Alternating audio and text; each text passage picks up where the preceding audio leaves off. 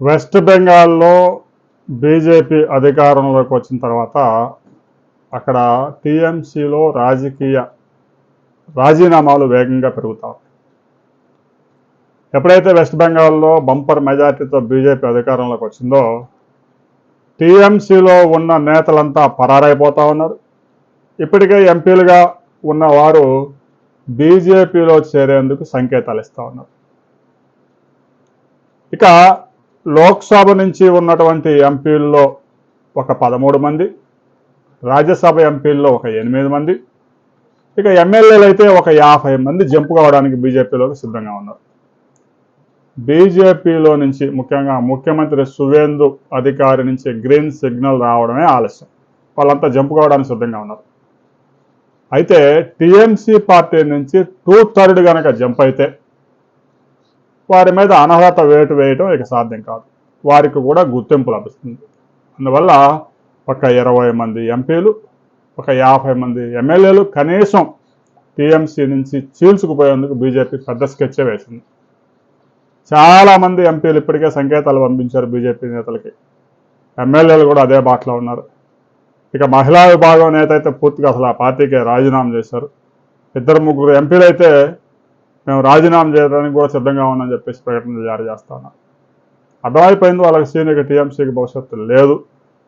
సమీప భవిష్యత్తులో కూడా టీఎంసీ గెలిచే పరిస్థితులు వాతావరణం అక్కడ లేదు. టీఎంసీని పూర్తిగా స్మాష్ చేసే పనిలో బీజేపీ రాబోయే వారం రోజుల్లో సక్సెస్ కాబోతోంది.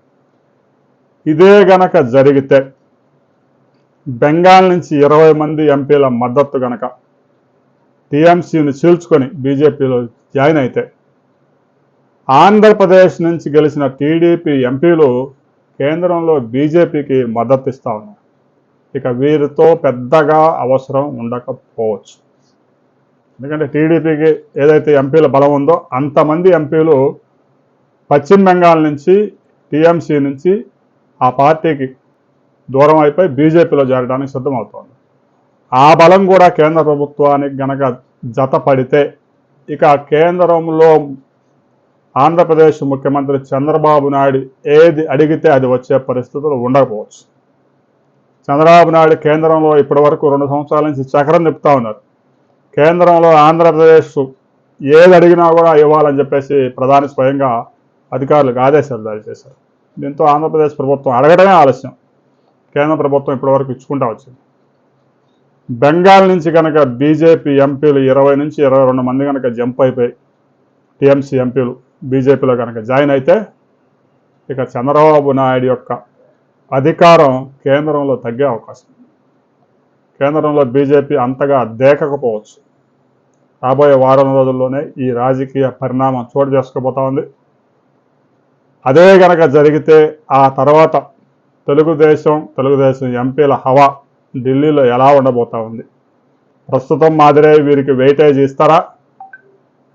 కూరలో కరివేపాకు మాదిరి తీసి పక్కన పడేస్తారా అనేది కొద్ది రోజుల్లోనే తేలిపోబోతా ఉంది. దీనికి సంబంధించి ఒక బిగ్ అప్డేట్ రాబోతా ఉంది. ఆ తర్వాత మరిన్ని వివరాలతో మరో వీడియోలో మనం కలుసుకుందాం.